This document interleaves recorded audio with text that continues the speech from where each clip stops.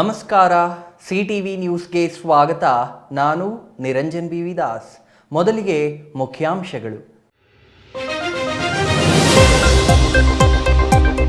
ಮಾಜಿ ಸಚಿವ ಈಶ್ವರಪ್ಪ ಹೇಳಿಕೆಗೆ ಜಿಲ್ಲಾ ಕಾಂಗ್ರೆಸ್ ಆಕ್ರೋಶ, ಕ್ಷಮೆ ಯಾಚನೆಗೆ ಒತ್ತಾಯ.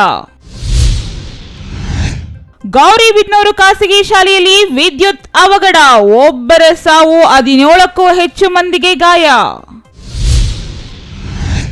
ಶ್ರೀನಿವಾಸ ಸಾಗರ ಜಲಾಶಯದಲ್ಲಿ ಮುಳುಗಿ ಯುವಕ ಸಾವು, ಮೃತದೇಹ ಹೊರಗೆ ತೆಗೆದ ಅಗ್ನಿಶಾಮಕ ಸಿಬ್ಬಂದಿ. ಬಾಗೇಪಲ್ಲಿಗೆ ಆಗಮಿಸಿದ ಸಂವಿಧಾನ ಜಾಗೃತಿ ಜಾಥಾ, ಪೂರ್ಣಕುಂಭದೊಂದಿಗೆ ಸ್ವಾಗತಿಸಿದ ಗಡದಿಂ ಗ್ರಾಮ ಪಂಚಾಯಿತಿ. ವಾರ್ತೆಗಳ ವಿವರ. ರಾಷ್ಟ್ರದ್ರೋಹಿ ಹೇಳಿಕೆ ನೀಡಿರುವ ಸಂಸದ ಡಿಕೆ ಸುರೇಶ್ ಮತ್ತು ಶಾಸಕ ವಿನಯ್ ಕುಲಕರ್ಣಿ ಅವರನ್ನ ಗುಂಡಿಕ್ಕಿ ಕೊಲ್ಲುವ ಕಾನೂನು ತರಬೇಕು ಎಂದು ಹೇಳಿರುವ ಮಾಜಿ ಶಾಸಕ ಕೆಎಸ್ ಈಶ್ವರಪ್ಪ ಕೂಡಲೇ ಕ್ಷಮೆ ಕೇಳಬೇಕು ಎಂದು ಚಿಕ್ಕಬಳ್ಳಾಪುರ ಜಿಲ್ಲಾ ಕಾಂಗ್ರೆಸ್ ಮುಖಂಡರು ಒತ್ತಾಯಿಸಿದರು. ಆದರೆ ಪತ್ರಕರ್ತರು ಕೇಳಿದ ಪ್ರಶ್ನೆಗಳಿಗೆ ಉತ್ತರಿಸಲಾಗದೆ ಅದೇ ನಾಯಕರು ತಬ್ಬಿಬ್ಬಾದರು. ಜಿಲ್ಲಾ ಕಾಂಗ್ರೆಸ್ ಅಧ್ಯಕ್ಷ ಕೆಎನ್ ಕೇಶವರೆಡ್ಡಿ, ಮಾಜಿ ಶಾಸಕರಾದ ಎಸ್ಎಂ ಮುನಿಯಪ್ಪ, ಶಿವಾನಂದ್, ಖಾದಿ ಮಂಡಳಿ ಮಾಜಿ ಅಧ್ಯಕ್ಷ ಯಲವಹಳ್ಳಿ ರಮೇಶ್, ಕೋಚಿಮುಲ್ ನಿರ್ದೇಶಕ ಭರಣಿ ವೆಂಕಟೇಶ್ ಸೇರಿದಂತೆ ಹಲವು ಜಿಲ್ಲಾ ಕಾಂಗ್ರೆಸ್ ನಾಯಕರು ಚಿಕ್ಕಬಳ್ಳಾಪುರದ ಪತ್ರಕರ್ತರ ಭವನದಲ್ಲಿ ಶನಿವಾರ ಸುದ್ದಿಗೋಷ್ಠಿ ನಡೆಸಿದರು.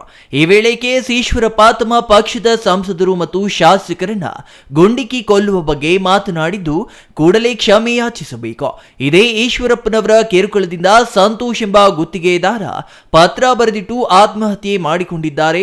ಇಂತಹ ಭ್ರಷ್ಟ ನಾಯಕರು ಈ ರೀತಿ ಮಾತನಾಡಿರುವುದು ವಿಪರ್ಯಾಸ ಎಂದರು. ಅವರು ಸಮವಾಗಿ ಉತ್ತರ ಭಾರತ ಮತ್ತು ದಕ್ಷಿಣ ಭಾರತಕ್ಕೆ ಕೊಟ್ಟಂಥ ಹಣ ಸರಿಸಮಾನವಾಗಿ ಕೊಟ್ಟಿದ್ದೆ, ಹೊತ್ತು ಯಾರೂ ಕೇಂದ್ರ ಸರ್ಕಾರದ ಮೇಲೆ ಮಾತಾಡುವಂಥ ಇದಿರಲಿಲ್ಲ.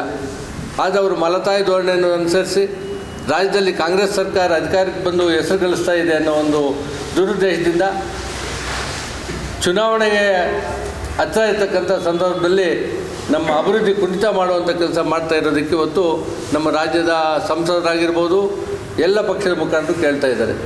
ಅದಕ್ಕೆ ಈಶ್ವರಪ್ಪ ಅವರು ಗೊತ್ತೇ ಇದೆ ಅವ್ರು ನಡೆದಂಥ ಅವ್ರ ಸರ್ಕಾರದಲ್ಲಿ ಅವ್ರ ಮಂತ್ರಿಗಳಾಗಿದ್ದಂಥ ಸಮಯದಲ್ಲಿ ಏನೇನಾಯಿತು, ಅವರ ಒಂದು ಇದರಿಂದ ಗುತ್ತಿಗೆದಾರರು ಸಾವು ಕಾರಣ ಯಾರು ಅಂತ ಒಂದು ಭ್ರಷ್ಟ ಮಂತ್ರಿ ಆಗಿದ್ದಂಥವ್ರು ಇವತ್ತು ಗುಂಡಿಕ್ಕಿ ಕೊಲ್ಲಬೇಕು ಅನ್ನೋ ಒಂದು ರೀತಿಯಲ್ಲಿ ಇವತ್ತು ಮಾತಾಡಿರ್ತಕ್ಕಂಥದ್ದು ಇಡೀ ಭಾರತ ದೇಶಕ್ಕೆ ಒಂಥರ ಆಘಾತ ಆಗುವಂಥ ಒಂದು ವಿಚಾರ ಅಂತ ನಾನು ತಮ್ಮ ಮುಖಾಂತರ ಹೇಳಲಿಕ್ಕೆ ಬಯಸ್ತಾ ಇದ್ದೀನಿ.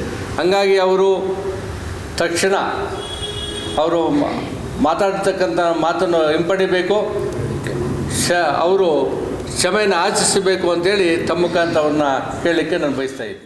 ಡಿವೈಎಸ್ಪಿ ಬಿ ಗಣಪತಿ ವಿಡಿಯೋ ಮಾಡಿ ಆತ್ಮಹತ್ಯೆ ಮಾಡಿಕೊಂಡಿದ್ದು, ಐಪಿಎಸ್ ಅಧಿಕಾರಿ ಡಿಕೆ ರವಿರವರ ಆತ್ಮಹತ್ಯೆ ಯಾವ ಸರ್ಕಾರದ ಅವಧಿಯಲ್ಲಿ ಮತ್ತು ಯಾಕೆ ಆದವು ಎಂಬ ಪತ್ರಕರ್ತರ ಪ್ರಶ್ನೆಗೆ ಕಾಂಗ್ರೆಸ್ ನಾಯಕರು ಉತ್ತರಿಸಲಾಗದೆ ಜಾರಿಕೊಂಡರು. ಇನ್ನು ನಮ್ಮ ರಾಜ್ಯದ ಪಾಲಿನ ಹಣವನ್ನ ಕೇಳಿದ ಸಂಸದರ ಬಗ್ಗೆ ಮಾಜಿ ಸಚಿವರು ಇಂತಹ ಹೇಳಿಕೆ ನೀಡಿರುವುದು ಸರಿಯಲ್ಲ ಎಂದಾಗ ದೇಶ ವಿಭಜನೆಯ ಮಾತಾಡಿರುವುದು ಸಮಂಜಸವೇ ಎಂದು ಸುದ್ದಿಗಾರರು ಮರುಪ್ರಶ್ನೆ ಮಾಡಿದ್ರು. ಇದಕ್ಕೆ ಕೆಲಕಾಲ ಉತ್ತರಿಸಲಾಗದೆ ತಡಬಡಾಯಿಸಿ ದೇಶ ವಿಭಜನೆಯನ್ನ ಕಾಂಗ್ರೆಸ್ ಸಮರ್ಥಿಸಲು ಸಾಧ್ಯವಿಲ್ಲ ಎಂದು ಡಿಕೆ ಸುರೇಶ್ ಮತ್ತು ವಿನಯ್ ಕುಲಕರ್ಣಿ ಅವರ ಹೇಳಿಕೆಗೆ ವಿರೋಧ ವ್ಯಕ್ತಪಡಿಸಿದ್ರು. ಇನ್ನು ಬಿಜೆಪಿ ಜಾತಿಗಳನ್ನ ಓಡಿಯುವ ಕೆಲಸ ಮಾಡುತ್ತಿದೆ ಎಂದು ಕಾಂಗ್ರೆಸ್ ನಾಯಕರು ಆರೋಪಿಸಿದಾಗ ಕಾಂಗ್ರೆಸ್ ವರಿಷ್ಠ ರಾಹುಲ್ ಗಾಂಧಿ ಅವರು ಪ್ರಧಾನಿಗಳ ಜಾತಿಯ ಬಗ್ಗೆ ಮಾತನಾಡಿರುವುದು ಜಾತ್ಯತೀತವೇ ಎಂದು ಪ್ರಶ್ನಿಸಿದ ಪತ್ರಕರ್ತರಿಗೆ ಉತ್ತರಿಸಲಾಗದೆ ಕಾಂಗ್ರೆಸ್ ನಾಯಕರು ಜಾರಿಕೊಂಡ್ರು. ಮಕ್ಕಳಾಗಿ ನಡ್ಕೊಂಡು ಹೋಗಬೇಕು ಅನ್ನೋದೇ ಕಾಂಗ್ರೆಸ್ ಪಕ್ಷದ ಉದ್ದೇಶ. ಬಿಜೆಪಿಯವರ ಪಾಲಿಸೀಸು ನಾವು ಒಪ್ಕೊಳ್ಳೋಕ್ಕೆ ತಯಾರಿಲ್ಲ. ಅವ್ರು ನಾನು ಹೇಳಿದ್ದೀನಿ, ಅವರ ಆಬ್ಜೆಕ್ಟಿವ್ಸು ಅವರ ಅಜೆಂಡಾ ಏನು ಹೇಳಿದ್ರು, ಭಾರತ ದೇಶದಲ್ಲಿ ಎಲ್ಲ ಜನ ಸುರೇಶ್ ಅವರು ಹೇಳಿರೋದು ಮಾತು ನೀವು ಎಲ್ಲರೂ ಒಂದು ಕಣ್ಣಿಗೆ ಬೆಣ್ಣೆ ಒಂದು ಕಣ್ಣಿಗೆ ಸುಮ್ಮನೆ ಇಡಬೇಡಿ, ಎರಡು ಕಣ್ಣಿಗೂ ಇಡಂಗಿದ್ರೆ ಬೆಣ್ಣೆನೇ ಇಡ್ರಿ ಅನ್ನೋ ಒಂದು ಉಪಸಂದೇಶನ ಪಾರ್ಲಿಮೆಂಟ್ ಸದಸ್ಯರಾಗಿ ಅವರು ಪ್ರಧಾನಮಂತ್ರಿ ಹೇಳಿರೋ ಮಾತು ಏನು ಅಂದರೆ, ಕೆಲವು ರಾಜ್ಯಗಳಿಗೆ ಒಂದು ತರ ಅನುದಾನ ಬಿಡುಗಡೆ ಮಾಡಿದ್ದೀರಾ, ನಮ್ಮ ರಾಜ್ಯಗಳಿಗೆ ಒಂದು ಅನುದಾನ ಬಿಡುಗಡೆ ಮಾಡಿದ್ದೀರಾ, ಹಾಗಾಗಿ ಅವರು ಒಂದು ತುಣುಕು ಮಾತು ಹೇಳಿರೋದು. ಸೃಷ್ಟಿ ಮಾಡ್ತಾ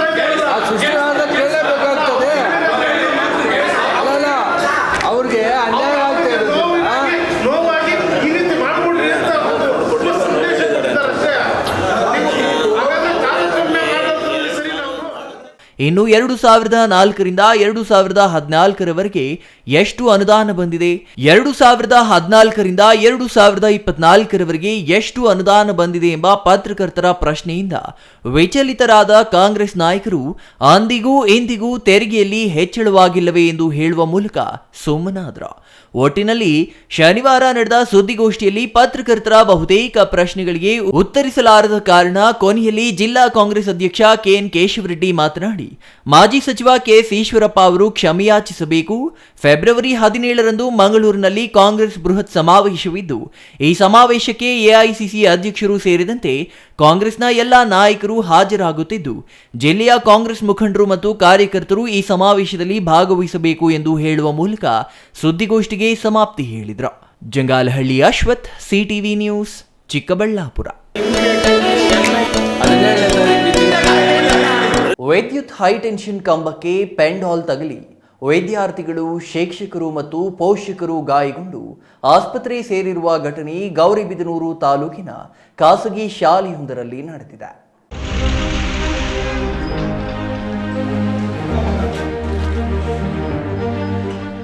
ಗೌರಿಬಿದನೂರು ರಾಮಕೃಷ್ಣ ಶಾರದಾದೇವಿ ಖಾಸಗಿ ಶಾಲೆಯಲ್ಲಿ ಘಟನೆ ನಡೆದಿದ್ದು, ಈ ಶಾಲೆ ಆಡಳಿತ ಮಂಡಳಿಯಿಂದ ಪೋಷಕರಿಗೆ ಶನಿವಾರ ಕ್ರೀಡಾಕೂಟ ಆಯೋಜಿಸಿದ್ದರು ಎನ್ನಲಾಗಿದೆ.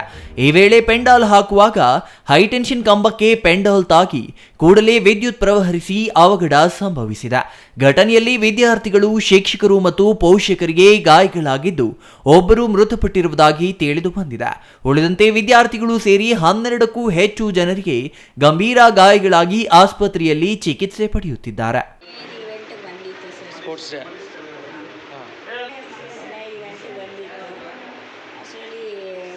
ಗಾಳಿ ತುಂಬ ಬಂದ್ಬಿಡ್ತು ಜೋರಾಗಿ, ಅದು ಗಾಡಿ ಥರ ಮೇಲೆ ಎದ್ಬಿಡ್ತಾರೆ, ಬೀಳತ್ತಲ್ಲ ಅಂತ ಹಿಡ್ಕೊಳಕ್ಕೆ ಹೋದ್ವಿ. ನನ್ನ ಹೆಸರು ಚಂದ್ರಶೇಖರ್. ಫಂಕ್ಷನ್ ಪ್ರೋಗ್ರಾಮ್ ಇತ್ತು ಸ್ಕೂಲ್ ಹತ್ರ, ರಾಮಕೃಷ್ಣ ಲಾಸ್ಟ್ ಎಂಡಿಂಗ್ ಆಗೋಗ್ತಾ ಇತ್ತು. ಆ ಟೈಮಲ್ಲಿ ಪೆಂಡಲ್ ಮೇಲಕ್ಕೆ ಗಾಳಿ ಬಂತು, ಪೆಂಡಲ್ ಮೇಲಕ್ಕೆ ಹೋಯಿತು. ಹೈಟೆನ್ಷನ್ ಕೇಬಲ್ ಐತೆ, ಅದರಲ್ಲಿ ನಾವು ನೋಡ್ಕೊಂಡಿದ್ವಿ, ಅಲ್ಲಿ ಅದ್ರ ಕೆಳಗಡೆ ಇತ್ತು ಪೆಂಡಲ್ ಹಾಕೋದು. ಅದು ಮೇಲೆ ಎದ್ದೋದವಾಗ ಕೆಳಗಡೆ ಬಿದ್ದೋಗ್ತಾ ಇತ್ತು, ಹುಡುಗರ ಮೇಲೆ ಬೀಳುತ್ತೆ ಅಂತ ನಾವು ಹಿಡ್ಕೊಂಡವಾಗ ಈ ಥರ.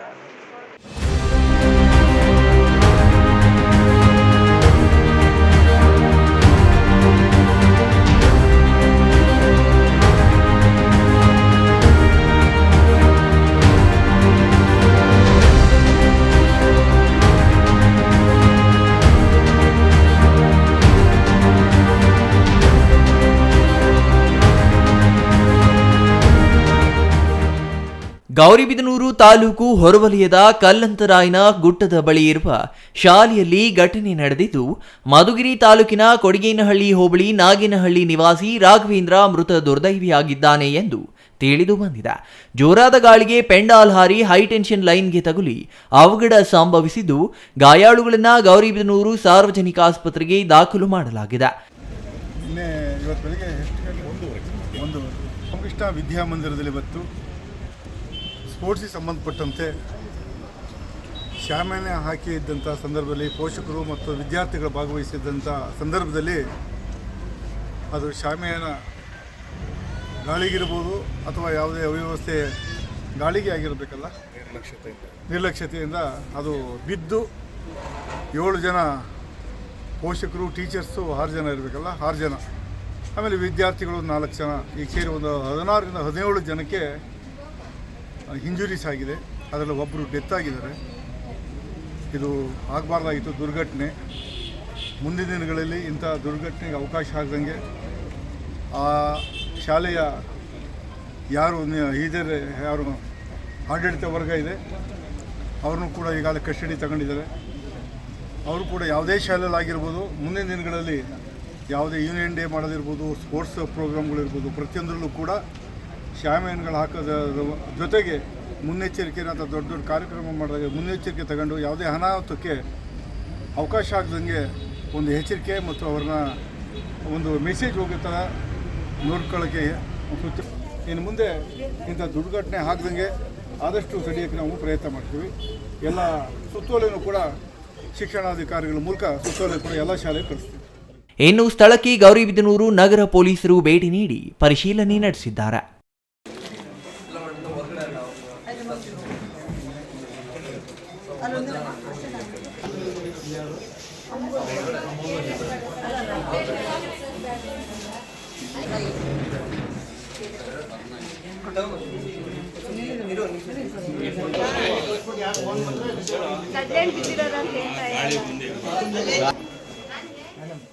Lokesh Kumar, CTV news, Gauribidanur.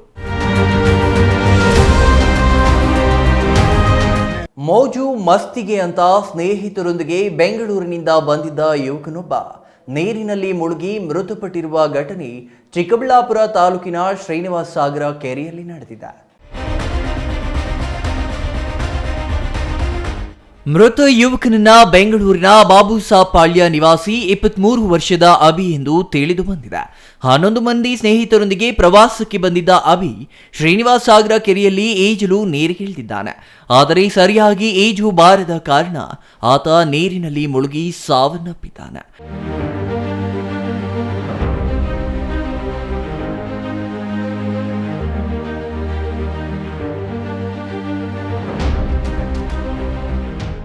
ತಂದೆ ತಾಯಿಗೆ ಒಬ್ಬನೇ ಮಗನಾಗಿದ್ದ ಅಭಿ ನೀರು ಪಾಲಾಗಿದ್ದು ಸ್ಥಳಕ್ಕೆ ಅಗ್ನಿಶಾಮಕ ದಳ ಹಾಗೂ ಪೊಲೀಸರು ಆಗಮಿಸಿ ಶವಕ್ಕಾಗಿ ಶೋಧ ಕಾರ್ಯ ನಡೆಸಿದ್ದಾರೆ.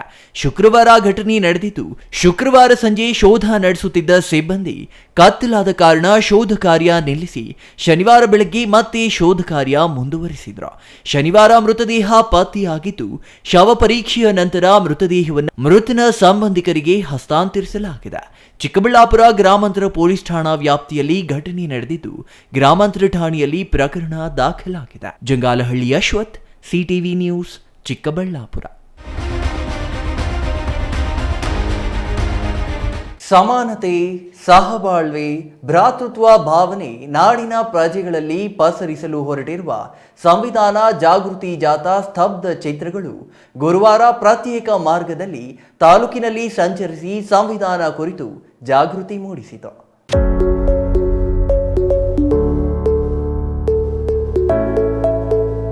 ಕಸಬಾ ಹೋಬಳಿ ವ್ಯಾಪ್ತಿಯ ದೇವರಗುಡಿಪಲ್ಲಿ ಗ್ರಾಮ ಪಂಚಾಯಿತಿಗೆ ಆಗಮಿಸಿದ ಸಂವಿಧಾನ ಪೀಠಿಕೆ ಜಾಗೃತಿ ಜಾಥಾಗೆ ದೇವರಗುಡಿಪಲ್ಲಿ ಗ್ರಾಮ ಪಂಚಾಯಿತಿ ಅದ್ಧೂರಿಯಾಗಿ ಸ್ವಾಗತ ಕೋರಿತು. ಚೇಳೂರು ತಾಲೂಕಿನಿಂದ ಆಗಮಿಸಿದ ಜಾಥಾಗೆ ಬೃಹತ್ ಹೂವಿನ ಹಾರ ಹಾಕಿ ಮಂಗಳ ವಾದ್ಯಗಳೊಂದಿಗೆ ಗ್ರಾಮಕ್ಕೆ ಆಗಮಿಸಿದ ಜಾಥಾ ಸಾಂಪ್ರದಾಯಿಕ ಸ್ವಾಗತ ನೀಡಿ ಬರಮಾಡಿಕೊಂಡರು. ಗ್ರಾಮದ ಬೀದಿಗಳಲ್ಲಿ ಸಂಚರಿಸಿದ ಜಾಥಾದಲ್ಲಿ ಜನರು, ಶಾಲಾ ವಿದ್ಯಾರ್ಥಿಗಳು, ನಾಗರಿಕರು ಹಾಗೂ ಅಧಿಕಾರಿಗಳು ಮತ್ತು ಗ್ರಾಮ ಪಂಚಾಯಿತಿ ಆಡಳಿತದಿಂದ ಭವ್ಯ ಸ್ವಾಗತ ಉತ್ಸಾಹದಿಂದ ಕೋರಲಾಯಿತು. ಸಮಾಜ ಕಲ್ಯಾಣ ಇಲಾಖೆ ಸಹಾಯಕ ನಿರ್ದೇಶಕ ಶೇಷಾದ್ರಿ ಮಾತನಾಡಿ, ಸಂವಿಧಾನದ ಮಹತ್ವ ಸಾರುವ ನಿಟ್ಟಿನಲ್ಲಿ ಇಡೀ ರಾಜ್ಯದಾದ್ಯಂತ ಜಾಥಾ ಸಂಚರಿಸಲಿದೆ. ಸಂವಿಧಾನ ನಮಗೆ ಸಾಕಷ್ಟು ಹಕ್ಕುಗಳನ್ನ, ಕರ್ತವ್ಯಗಳನ್ನ ನೀಡಿದೆ. ಪ್ರಜ್ಞಾವಂತ ಜನತೆ ಈ ಎರಡನ್ನೂ ಅನುಸರಿಸುವ ಮೂಲಕ ಜವಾಬ್ದಾರಿಯುತ ನಾಗರಿಕರಾಗಬೇಕಾಗಿದೆ ಎಂದರು. ದಿನದಂದು ರಾಜ್ಯದ ಎಲ್ಲ ಜಿಲ್ಲಾ ಮಟ್ಟದಲ್ಲೂ ಸಂವಿಧಾನ ಜಾಥಾ ಬಗ್ಗೆ ಸಂಬಂಧಿಸಿದಂತ ಜಿಲ್ಲಾ ಉಸ್ತುವಾರಿ ಸಚಿವರು ಇದಕ್ಕೆ ಚಾಲನೆ ನೀಡಿದ್ದಾರೆ. ಇದರ ಉದ್ದೇಶ ಏನು ಅಂತ ಹೇಳಿದ್ರೆ, ಸಂವಿಧಾನವನ್ನು ಓದಿದ್ರೆ ನೀವು ಪ್ರಶ್ನೆ ಮಾಡುವಂತ ಅಥವಾ ಧೈರ್ಯ ಅಥವಾ ನಿಮಗೆ ಮನಸ್ಥಿತಿ ಬದಲಾಗುತ್ತೆ.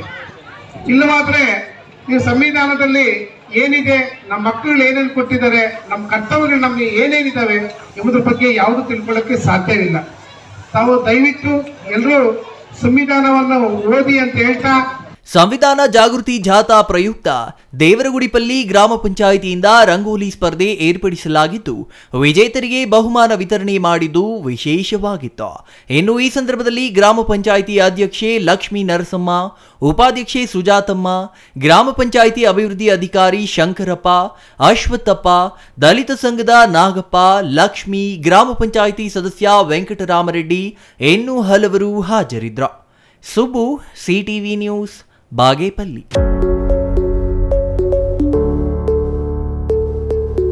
ಇದೀಗ ಚಿಕ್ಕದೊಂದು ವಿರಾಮದ ನಂತರ ಸಿಟಿವಿ ನ್ಯೂಸ್ ಮತ್ತೆ ಮುಂದುವರಿಯಲಿದೆ.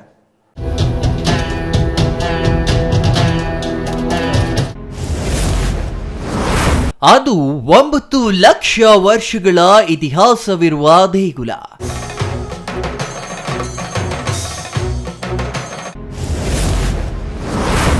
ಒಂದು 1000 ವರ್ಷಗಳ ಹಿಂದೆ ಜೀರ್ಣೋದ್ಧಾರಗೊಂಡ ಮಂದಿರ.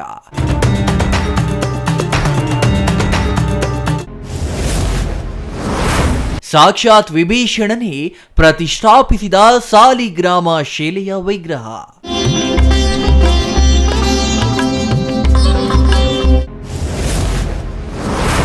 ವೀಕ್ಷಿಸಿ ವಿಸ್ಮಯ ಲೋಕ, ಭಾನುವಾರ ಸಂಜೆ 6:30ಕ್ಕೆ ನಿಮ್ಮ ಸಿಟಿವಿ ನ್ಯೂಸ್ನಲ್ಲಿ. Jain mission hospital, Jain mission ಟ್ರಸ್ಟ್ನ ಲಾಭರಹಿತ ಉಪಕ್ರಮ, ಬಿಬಿ ರಸ್ತೆ, ಚಿಕ್ಕಬಳ್ಳಾಪುರ. ಇನ್ನು ಮುಂದೆ ಹೆಚ್ಚಿನ ಚಿಕಿತ್ಸೆಗಾಗಿ ಬೆಂಗಳೂರಿಗೆ ಹೋಗಬೇಕು ಎಂಬ ಚಿಂತೆ ಬೇಡ. ಚಿಕ್ಕಬಳ್ಳಾಪುರದ ಮೊಟ್ಟ ಮೊದಲ ಅತ್ಯಾಧುನಿಕ ತಂತ್ರಜ್ಞಾನ, ಗುಣಮಟ್ಟದ ವೈದ್ಯಕೀಯವನ್ನು ಒಳಗೊಂಡ ಏಕೈಕ ಆಸ್ಪತ್ರೆ ಜೈನ್ ಮಿಷನ್ ಹಾಸ್ಪಿಟಲ್. ದಿನದ 24 ಗಂಟೆಗಳು ನೆಬುಲೈಸೇಷನ್, ಹೆರಿಗೆ, ಐಸಿಯು, ಟ್ರಾಮ್ ಸೆಂಟರ್, ಆಂಬ್ಯುಲೆನ್ಸ್ ಸೇವೆಗಳು ಲಭ್ಯವಿದೆ. ಜೈನ್ ಮಿಷನ್ ಆಸ್ಪತ್ರೆಯು 4 ಅಂತಸ್ತಿನ ಕಟ್ಟಡವನ್ನು ಒಳಗೊಂಡಿದ್ದು 100 ಹಾಸಿಗೆಗಳುಳ್ಳ ಸುಸಜ್ಜಿತವಾದ ಆಸ್ಪತ್ರೆಯಾಗಿದೆ. ಅಲ್ಲದೆ ಸುಧಾರಿತ ಲ್ಯಾಬ್ ಸೌಲಭ್ಯಗಳು, ಎಕ್ಸ್ರೇ, ಓಟಿ ಕಾಂಪ್ಲೆಕ್ಸ್, ಲ್ಯಾಬ್ ಸೇವೆಗಳು, ಒಳಗಿನ ರೋಗಿಗಳು, ಸಾಮಾನ್ಯ ಸೇವೆಗಳು ಲಭ್ಯವಿದೆ.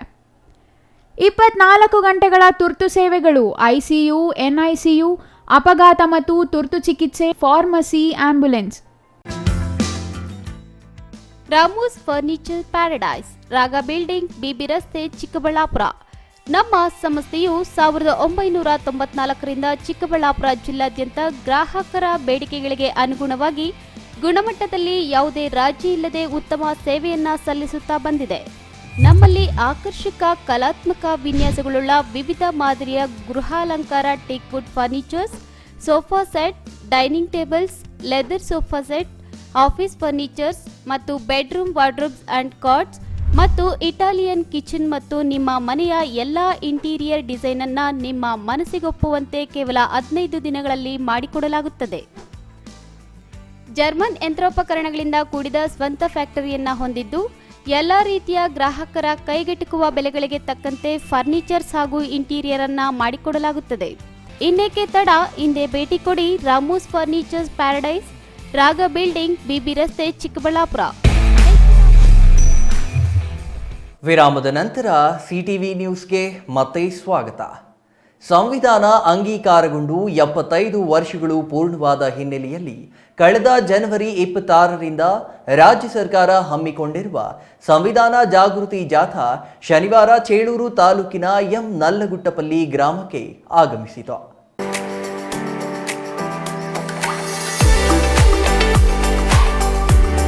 ಗ್ರಾಮ ಪಂಚಾಯಿತಿ ಅಧ್ಯಕ್ಷ, ಅಭಿವೃದ್ಧಿ ಅಧಿಕಾರಿಗಳು, ಸ್ಥಳೀಯರು ಜಾಗೃತಿ ಜಾಥಾಗೆ ಚಾಲನೆ ನೀಡಿದರು.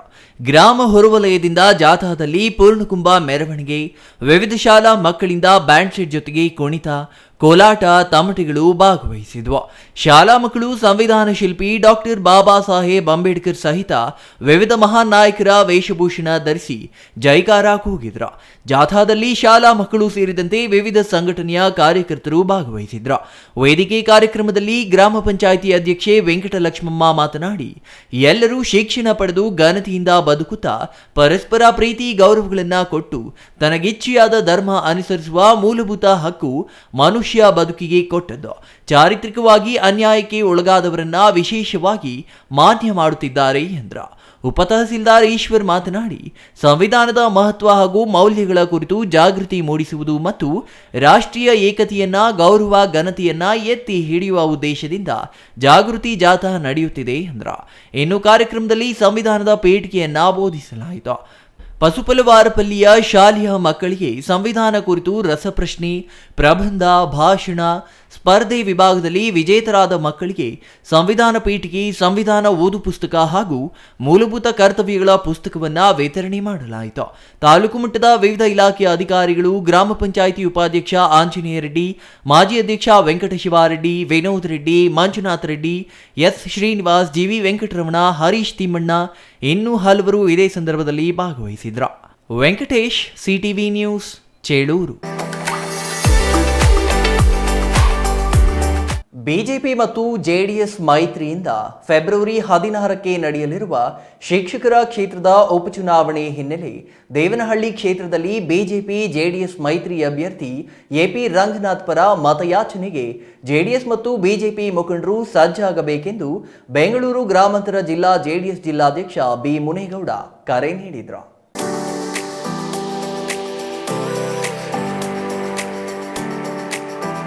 ದೇವನಹಳ್ಳಿ ಜೆಡಿಎಸ್ ಕಚೇರಿಯಲ್ಲಿ ಬಿಜೆಪಿ ಮುಖಂಡರು ಮತ್ತು ಜೆಡಿಎಸ್ ಮುಖಂಡರು ಮಾತನಾಡಿ, ಮುಂಬರುವ ಲೋಕಸಭಾ ಚುನಾವಣೆಗೆ ಈ ಚುನಾವಣೆ ದಿಕ್ಸೂಚಿಯಾಗಲಿದ್ದು, ಜೆಡಿಎಸ್ ಮತ್ತು ಬಿಜೆಪಿ ಮುಖಂಡರು ತಮ್ಮ ಅಭ್ಯರ್ಥಿ ಎಪಿ ರಂಗನಾಥ್ರನ್ನ ಭಾರೀ ಅಂತರದಿಂದ ಗೆಲ್ಲಿಸುವ ಮೂಲಕ ಲೋಕಸಭಾ ಚುನಾವಣೆಗೆ ನಾಂದಿಯಾಗಲಿದೆ ಎಂದರು.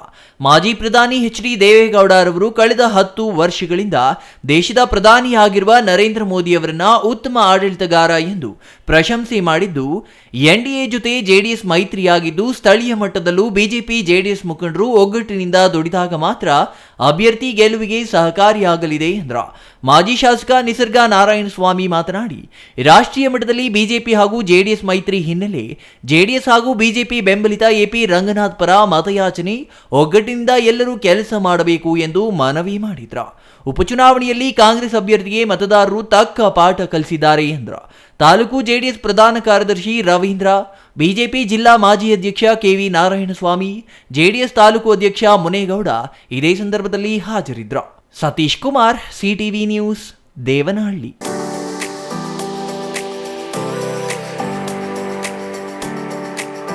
ಮಾಜಿ ಸಂಸದ ವೀರಪ್ಪ ಮೊಯ್ಲಿ ಅವರಿಗೆ ಮುಂದಿನ ಲೋಕಸಭಾ ಚುನಾವಣೆಯಲ್ಲಿ ಚಿಕ್ಕಬಳ್ಳಾಪುರದಿಂದ ಕಾಂಗ್ರೆಸ್ ಟಿಕೆಟ್ ನೀಡಿದರೆ ಗೆಲುವು ಸುಲಭವಾಗಲಿದೆ. ಅಲ್ಲದೆ ಚುನಾವಣೆಯಲ್ಲಿ ಕಾಂಗ್ರೆಸ್ ಸ್ಪಷ್ಟ ಬಹುಮತದೊಂದಿಗೆ ಆಡಳಿತಕ್ಕೆ ಬರಲಿದ್ದು, ಮೊಯ್ಲಿ ಅವರು ಪ್ರಧಾನಿಯಾಗುವ ಸಾಧ್ಯತೆ ಇದೆ ಎಂದು ಮಾಜಿ ಶಾಸಕ ಶಿವಾನಂದ್ ಹೇಳಿದರು.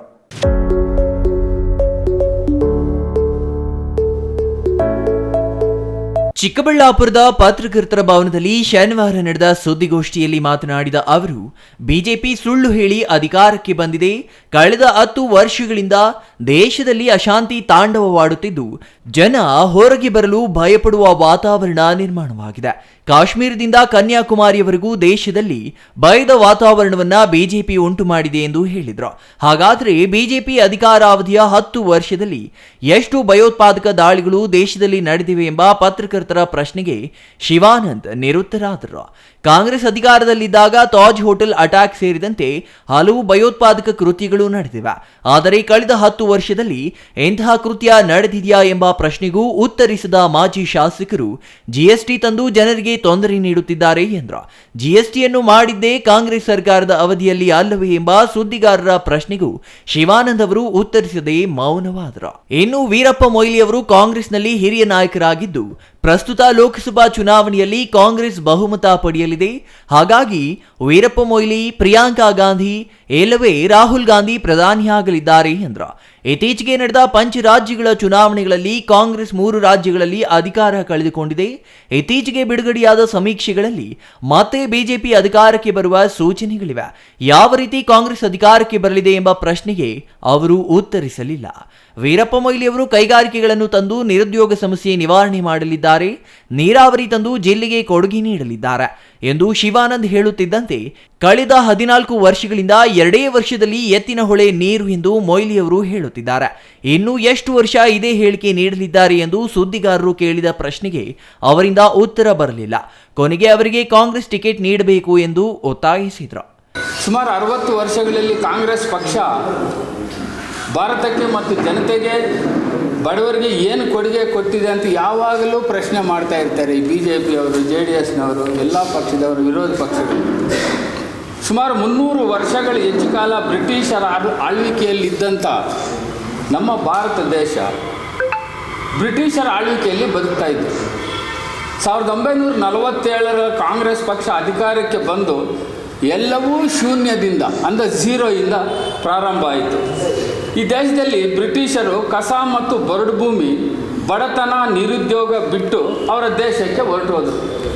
ಅಂದಿಗೆ ಒಂದು ಗುಂಡು ಸೂಜಿ ಉತ್ಪಾದನೆ ಮಾಡುವ ಶಕ್ತಿ ಕೂಡ ಇರಲಿಲ್ಲ ನಮ್ಮ ದೇಶದ ಒಂದು ಇನ್ಫ್ರಾಸ್ಟ್ರಕ್ಚರ್ ಡೆವಲಪ್ಮೆಂಟ್. ಆಗ ಸುಮಾರು ಬರೀ 200 ಹಳ್ಳಿಗಳಿಗೆ ಮಾತ್ರ ವಿದ್ಯುತ್ ಸೌಲಭ್ಯ ಇತ್ತು, ಒಂದಷ್ಟು ದೂರವಾಣಿ ಸೌಲಭ್ಯ ಇತ್ತು, ಕುಡಿಯುವ ನೀರು ಕೂಡ ಸರಿಯಾದ ರೀತಿಯಲ್ಲಿ ಇರಲಿಲ್ಲ. ಶಿಕ್ಷಣ ಸಂಸ್ಥೆಗಳು ಇರಲಿಲ್ಲ, ಆಸ್ಪತ್ರೆ ಇರಲಿಲ್ಲ, ಅಣೆಕಟ್ಟುಗಳಿರಲಿಲ್ಲ.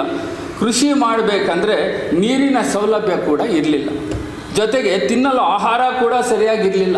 ಆ ಕಾಲದಲ್ಲಿ 1947 ಸ್ವಾತಂತ್ರ್ಯ ಬಂದಾಗ ನಮ್ಮ ಭಾರತ ದೇಶ ಹಸಿವನ್ನು ಮಾತ್ರ ಕಾಣ್ಬೋದಿತ್ತು ಪ್ರಪಂಚದ ಮೂಲೆಯಲ್ಲಿ ಎಲ್ಲಿ ನೋಡಿದ್ರು.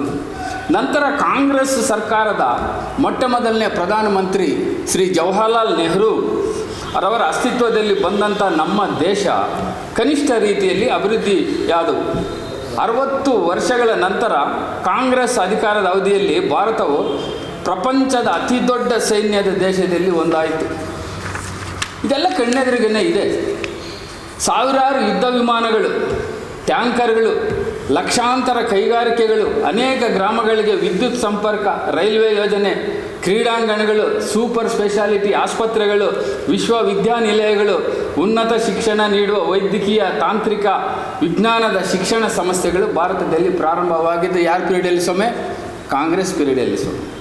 ಜಿಂಗಾಲಹಳ್ಳಿ Ashwath, CTV news, Chikkaballapur.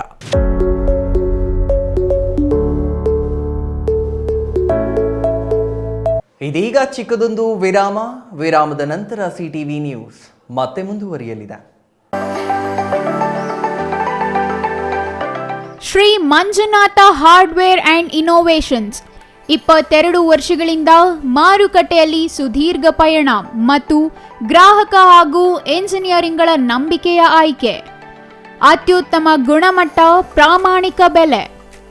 Engineer choices, architect choices, corporates, house owners, carpenter choices, hardware dealers ಹಾಗೂ ಇನ್ನಿತರರಿಗೆ ಹೋಲ್ಸೇಲ್ ದರದಲ್ಲಿ ಸಿಗುವ ಸ್ಥಳವೇ ಶ್ರೀ ಮಂಜುನಾಥ ಹಾರ್ಡ್ವೇರ್ ಮತ್ತು ಇನೋವೇಷನ್ಸ್. ವಿವಿಧ ರೀತಿಯ ವಿನ್ಯಾಸಗಳುಳ್ಳ ಡೆಕೋರೇಟಿವ್, ಪ್ರೊಟೆಕ್ಟಿವ್, ಫಂಕ್ಷನಲ್ ಹಾಗೂ ಉತ್ತಮ ದರದಲ್ಲಿ ಗುಣಮಟ್ಟದ ಹಾರ್ಡ್ವೇರ್ ವಸ್ತುಗಳು ನಮ್ಮಲ್ಲಿ ದೊರಕುತ್ತದೆ. ವಿಳಾಸ: ರಿಲಯನ್ಸ್ ಪೆಟ್ರೋಲ್ ಬಂಕ್ ಹತ್ತಿರ, ಬಿಬಿ ರಸ್ತೆ, ಚಿಕ್ಕಬಳ್ಳಾಪುರ. ಮೊಬೈಲ್ ಸಂಖ್ಯೆ 9739393927, ಮತ್ತೊಂದು ಸಂಖ್ಯೆ 9008680303.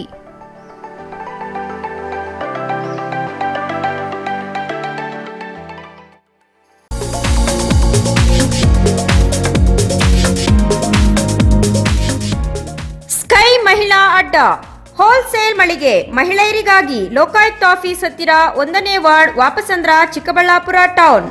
ಮೊಬೈಲ್ ಸಂಖ್ಯೆ 9916533636.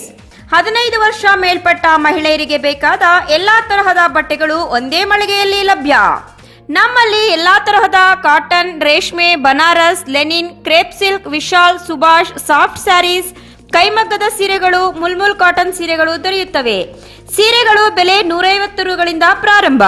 Crop top, lehenga, gown, ready dress, tops, leggings, dress material, jeans tops ದೊರೆಯುತ್ತದೆ. ಟಾಪ್ಸ್ 100 ರೂಗಳಿಂದ, ಲೆಗಿನ್ 150 ರೂಗಳಿಂದ ಪ್ರಾರಂಭ. ಎಲ್ಲಾ ತರಹದ ಹೊಲಿಗೆ ಸೌಲಭ್ಯವಿದೆ. ಹ್ಯಾಂಡ್ ಎಂಬ್ರಾಯ್ಡರಿ, ಕಂಪ್ಯೂಟರ್ ಎಂಬ್ರಾಯ್ಡರಿ ಮಾಡಲಾಗುತ್ತದೆ. ಸ್ಕೈ ಮಹಿಳಾ ಅಡ್ಡ ಹೋಲ್ಸೇಲ್ ಮಳಿಗೆ ಮಹಿಳೆಯರಿಗಾಗಿ ಲೋಕಾಯುಕ್ತ ಆಫೀಸ್ ಹತ್ತಿರ 1ನೇ ward, Vapasandra, Chikkaballapur town. Mobile ಸಂಖ್ಯೆ 9916533636.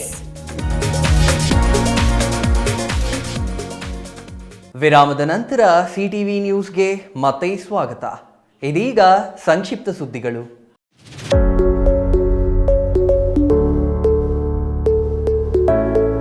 ದೊಡ್ಡಬಳ್ಳಾಪುರ ತಾಲೂಕಿನ ಹೆಗ್ಗಡೆಹಳ್ಳಿ ಗ್ರಾಮ ಪಂಚಾಯಿತಿಯಲ್ಲಿ ಇಂದು ಸಂವಿಧಾನ ಜಾಗೃತಿ ಜಾಥಾವನ್ನು ಗ್ರಾಮಸ್ಥರು ಸ್ವಾಗತಿಸಿದರು.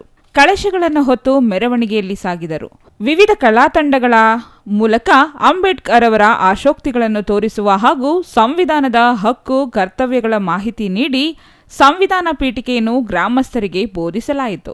ಗ್ರಾಮ ಪಂಚಾಯಿತಿ ವ್ಯಾಪ್ತಿಯ ಮಹಿಳೆಯರಿಗೆ ರಂಗೋಲಿ ಸ್ಪರ್ಧೆ ಆಯೋಜಿಸಿ ವಿಜೇತರಿಗೆ ಬಹುಮಾನ ವಿತರಣೆ ಮಾಡಲಾಯಿತು.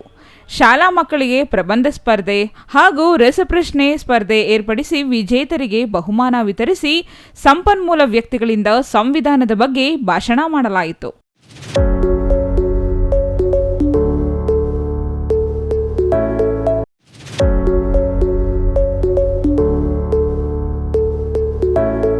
ಆಟೋ ಚಾಲಕರು ವಾಹನ ಸಂಚಾರ ನಿಯಮಗಳನ್ನು ಉಲ್ಲಂಘನೆ ಮಾಡದೆ ಕಡ್ಡಾಯವಾಗಿ ಪರವಾನಗಿ ಪಡೆದು ವಿಮೆ ಮಾಡಿಸಿಕೊಂಡು ಅಪಘಾತಗಳಿಗೆ ಅವಕಾಶ ನೀಡದೆ ಸಂಚಾರ ನಡೆಸಬೇಕು ಎಂದು ದಲಿತ ನಾಗರಿಕ ಸಮಿತಿ ರಾಜ್ಯಾಧ್ಯಕ್ಷ ಕೋಡೂರು ಗೋಪಾಲ್ ಹೇಳಿದರು.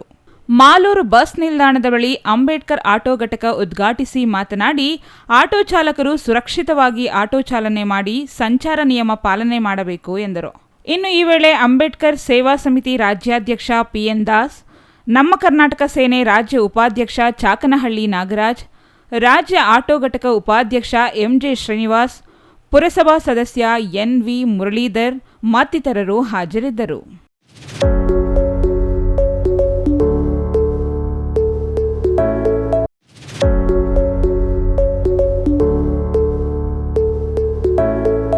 ಸಮಾಜ ಕಲ್ಯಾಣ ಇಲಾಖೆಯಿಂದ ಹಮ್ಮಿಕೊಂಡಿರುವ ಸಂವಿಧಾನ ಜಾಗೃತಿ ಅಭಿಯಾನ ರಥವನ್ನು ಹೆಮ್ಮರಗಾಲ ಗ್ರಾಮ ಪಂಚಾಯಿತಿ ಅಧ್ಯಕ್ಷರು, ಸದಸ್ಯರು ಹಾಗೂ ಅಭಿವೃದ್ಧಿ ಅಧಿಕಾರಿಗಳು ಪೂರ್ಣಕುಂಭದ ಜೊತೆಗೆ ಸ್ವಾಗತಿಸಿದರು. ಗ್ರಾಮದ ಪ್ರಮುಖ ಬೀದಿಗಳಲ್ಲಿ ಕಲಾ ತಂಡಗಳೊಂದಿಗೆ ಮೆರವಣಿಗೆ ನಡೆಸಿದರು. ನಂತರ ಕಾರ್ಯಕ್ರಮವನ್ನು ಉದ್ಘಾಟಿಸಿ ಮಾತನಾಡಿದ ದಲಿತ ಸಂಘಟನೆ ಮುಖಂಡರಾದ ಚುಂಚನಹಳ್ಳಿ ಮಲ್ಲೇಶ್, ಸಂವಿಧಾನದ ಆಸೆಯನ್ನು ಪ್ರತಿ ಗ್ರಾಮದ ಜನರಿಗೆ ಅರಿವು ಮೂಡಿಸಬೇಕಾಗಿದೆ. ಸಂವಿಧಾನ ಎಂದರೆ ಅಂಬೇಡ್ಕರ್ ನೆನಪಾಗುತ್ತಾರೆ ಎಂದರು. ಇನ್ನು ಈ ಸಂದರ್ಭದಲ್ಲಿ ಗ್ರಾಮ ಪಂಚಾಯತ್ ಅಧ್ಯಕ್ಷರಾದ ಭಾಗ್ಯ ಉಮೇಶ್, ಉಪಾಧ್ಯಕ್ಷರಾದ ಜಯಮ್ಮ, ಗ್ರಾಮ ಪಂಚಾಯಿತಿ ಅಭಿವೃದ್ಧಿ ಅಧಿಕಾರಿಗಳಾದ ಕರಿಯಯ್ಯ, ಉಪ ಪ್ರಾಚಾರ್ಯರಾದ ಶ್ರೀಮತಿ ಉಷಾರಾಣಿ, ದಲಿತ ಸಂಘಟನೆ ಮುಖಂಡರಾದ ಮಲ್ಲಹಳ್ಳಿ ನಾರಾಯಣ್ ಭಾಗಿಯಾಗಿದ್ದರು.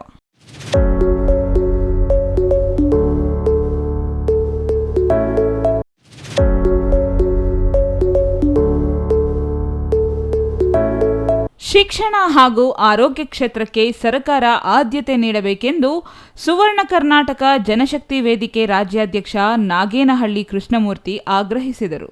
ಶಿಡ್ಲಘಟ್ಟ ಶ್ರೀ ವೇಣುಗೋಪಾಲಸ್ವಾಮಿ ದೇವಾಲಯದ ಆವರಣದಲ್ಲಿ ನಡೆದ ಸುವರ್ಣ ಕರ್ನಾಟಕ ಜನಶಕ್ತಿ ವೇದಿಕೆಯ ಜಿಲ್ಲಾ ಹಾಗೂ ತಾಲೂಕು ನೂತನ ಪದಾಧಿಕಾರಿಗಳ ನೇಮಕಾತಿ ಸಭೆಯಲ್ಲಿ ಮಾತನಾಡಿದರು. ಸುವರ್ಣ ಕರ್ನಾಟಕ ಜನಶಕ್ತಿ ವೇದಿಕೆಯ ಶಿಡ್ಲಘಟ್ಟ ತಾಲೂಕು ಘಟಕದ ನೂತನ ಅಧ್ಯಕ್ಷರಾಗಿ ಸುರೇಶ್ ಭಗತ್, ನಗರ ಘಟಕದ ಅಧ್ಯಕ್ಷರಾಗಿ ಮಧು, ಅಂಬಾರಿ ಮಂಜುನಾಥ್, ನರೇಶ್, ಗಂಗಾಧರ್, ಬಾಬು, ಕೃಷ್ಣಪ್ಪ, ಮುರಳಿ, ಸಾಕ್ಪಾಷಾ, ಜರೀಕ್, ಮನೋಜ್, ಅರವಿಂದ್ ಅವರನ್ನು ನೂತನವಾಗಿ ಪದಾಧಿಕಾರಿಗಳಾಗಿ ಆಯ್ಕೆ ಮಾಡಲಾಯಿತು.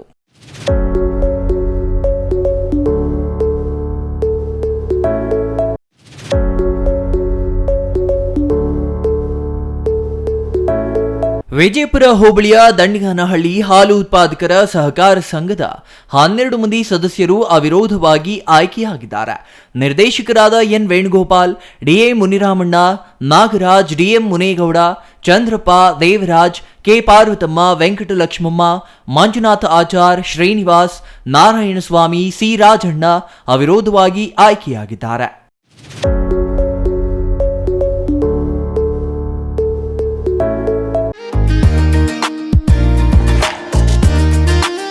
ಮಸಣ ಕಾರ್ಮಿಕರ ಬೇಡಿಕೆಗಳು ಈಡೇರಿಕೆಗೆ ಒತ್ತಾಯಿಸಿ ಜಿಲ್ಲಾ, ತಾಲೂಕು, ಜಿಲ್ಲಾ ಪಂಚಾಯಿತಿ ಕಾರ್ಯಾಲಯದ ಮುಂದೆ ಫೆಬ್ರವರಿ 14ರಂದು ಪ್ರತಿಭಟನೆ ಮಾಡುವುದಾಗಿ ರಾಜ್ಯ ಮಸಣ ಕಾರ್ಮಿಕರ ಹಾಗೂ ತಮಟೆ ಕಲಾವಿದರ ಸಂಘ ಜಿಲ್ಲಾ ಸಂಚಾಲಕ ಕೆ ಮುನಿಯಪ್ಪ ತಿಳಿಸಿದರು. ಚಿಕ್ಕಬಳ್ಳಾಪುರ ಪತ್ರಕರ್ತರ ಭವನದಲ್ಲಿ ನಡೆದ ಸುದ್ದಿಗೋಷ್ಠಿಯಲ್ಲಿ ಮಾತನಾಡಿದ ಅವರು, ರಾಜ್ಯದ 50,000ಕ್ಕೂ ಅಧಿಕ ಮಸಣಗಳಲ್ಲಿ ಸುಮಾರು 2.5 ಲಕ್ಷ ದಲಿತ ಕುಟುಂಬಗಳ ಸದಸ್ಯರು ಸಾರ್ವಜನಿಕ ಮಸಣಗಳಲ್ಲಿ ಶವ ಸಂಸ್ಕಾರ ಕಾಯಕದಲ್ಲಿ ತೊಡಗಿಸಿಕೊಂಡಿದ್ದು, ಇವುಗಳಲ್ಲದೆ ಬ್ರಾಹ್ಮಣ, ಲಿಂಗಾಯತ, ಮುಸ್ಲಿಂ ಹಾಗೂ ಕ್ರಿಶ್ಚಿಯನ್ ಮುಂತಾದ ಸಮುದಾಯಗಳಲ್ಲಿ ಸೇವೆ ಸಲ್ಲಿಸುತ್ತಾ ಬಿಟ್ಟಿಯಾದ ಸೇವೆ ಎಂದು ಪರಿಗಣಿಸಲಾಗುತ್ತಿದೆ ಎಂದು ನೋವು ತೋಡಿಕೊಂಡರು. ಇನ್ನು ಈ ಸಂದರ್ಭದಲ್ಲಿ ಪಿಪಿ ಕಿಟ್, ಸಾಬೂನು, ಮಾಸ್ಕ್, ಕೈ ಗ್ಲೌಸ್ಗಳು ಒದಗಿಸಬೇಕು.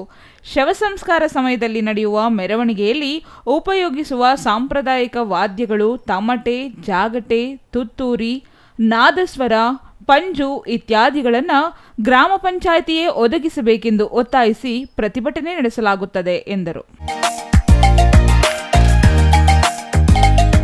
ಕೊನೆಯದಾಗಿ ಮತ್ತೊಮ್ಮೆ ಮುಖ್ಯಾಂಶಗಳು.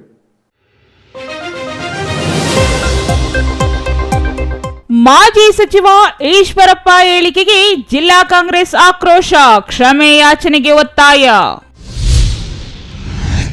ಗೌರಿಬಿದನೂರು ಖಾಸಗಿ ಶಾಲೆಯಲ್ಲಿ ವಿದ್ಯುತ್ ಅವಘಡ, ಒಬ್ಬರ ಸಾವು, 17ಕ್ಕೂ ಹೆಚ್ಚು ಮಂದಿಗೆ ಗಾಯ. ಶ್ರೀನಿವಾಸ ಸಾಗರ ಜಲಾಶಯದಲ್ಲಿ ಮುಳುಗಿ ಯುವಕ ಸಾವು, ಮೃತದೇಹ ಹೊರಗೆ ತೆಗೆದ ಅಗ್ನಿಶಾಮಕ ಸಿಬ್ಬಂದಿ. ಬಾಗೇಪಲ್ಲಿಗೆ ಆಗಮಿಸಿದ ಸಂವಿಧಾನ ಜಾಗೃತಿ ಜಾಥಾ, ಪೂರ್ಣ ಕುಂಭದೊಂದಿಗೆ ಸ್ವಾಗತಿಸಿದ ಗಡದಿಂ ಗ್ರಾಮ ಪಂಚಾಯಿತಿ.